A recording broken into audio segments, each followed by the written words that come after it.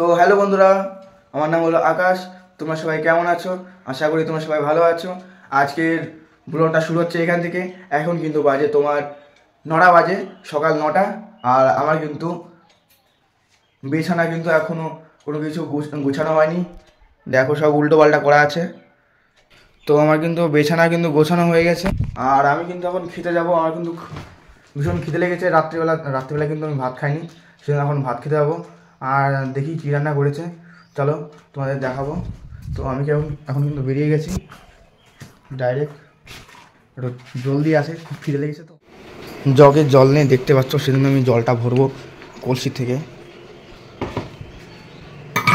জল কিন্তু কলসিতে বহুত আছে,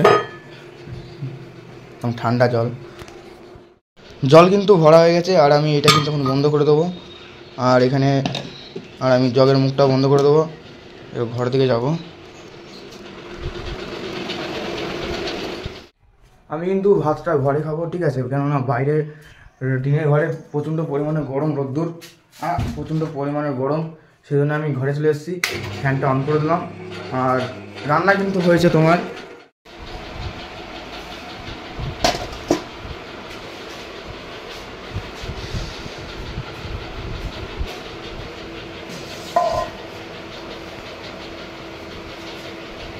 তো এখন 12টা 2 বাজে। আর আমি কিন্তু এখন পাড়ার দিকে যাব। পাড়ার দিকে যাই, একটু গেম টেম খেলবো, ছেলেবেলে আড্ডা বাড্ডা মারবো, ওখানে যা একটু বসবো। তারপরে আমি বাড়ির দিকে আসবো। ততক্ষণের জন্য চলো একটু দেখে আসি, পাড়ার দিক থেকে একটু ঘুরে আসি, কীরকম কোথায় ছেলেবেলে কোথায় কী আছে। আমি পাড়াতে ঘুরতে যাবো, ঠিক আছে? আর ছেলেবেলে কোথায় আছে সব দেখবো। আর যদি না থাকে তাহলে বাড়ির দিকে আবার চলে আসবো। এসে তাহলে ঘুমিয়ে থাকবো। আবার তো মেঘ টেক করছে, আবার বৃষ্টি আসে, তাতে করে বাড়ি চলে আসতে হবে। আর কারেন্ট কিন্তু এসেছিলো বন্ধুরা, কিন্তু তার আগে আমি কিন্তু ফোন আমার পুরো সুইচ অফ হয়ে গেছিলো। আর আমি কিন্তু একটু আগে চার্জে বসালাম, এক থেকে 1.5 ঘন্টার ভিতরে কিন্তু চার্জ কিন্তু আমার পুরো কমপ্লিট হয়ে গেছে। ওই যে এখানে চার্জ দিয়েছিলো। আর আমার কিন্তু হেডফোনটা নিয়ে যাব, হেডফোনটা নিয়ে গেলাম, ব্যাস। আর যতটা করে তো বন্ধুরা, এই টাইমে কিন্তু রাস্তা পুরো একদম ফাঁকা থাকে। দেখো সামনের দিকে রাস্তা দেখো পুরো ফাঁকা, আর পেছনের দিকে কিন্তু পুরো ফাঁকা। আর এই টাইমে কিন্তু রোদ্দুরটা বেশি গরমও না আর বেশি ঠান্ডাও না, মানে পুরো মিডিয়াম। গান হচ্ছে বলে শুনতে গেছিলাম যেখানে কি হচ্ছে, তা ওখানে মনে একটা বাড়িতে কোনো শ্রাদ্ধ হচ্ছে, ঠিক আছে? গান টান হচ্ছে, সেজন্য আমরা ঘুরে চলে আসছি। তো যদি এখানে কীর্তন হতো তাহলে আজকে রাত্রে এখানে ভোজ খেতে যেতাম, তা তো হলো না।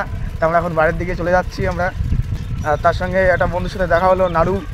ও এখন গাংনাপুর দিকে গেল ওর বাবার দোকানে। তা আমরা এখন বাড়ির দিকে চলে যাচ্ছি।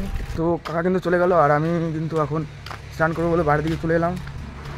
তো বাড়ির থেকে স্নান করে তারপর ড্রেস মিস করে তারপরে আবার দেখা হচ্ছে।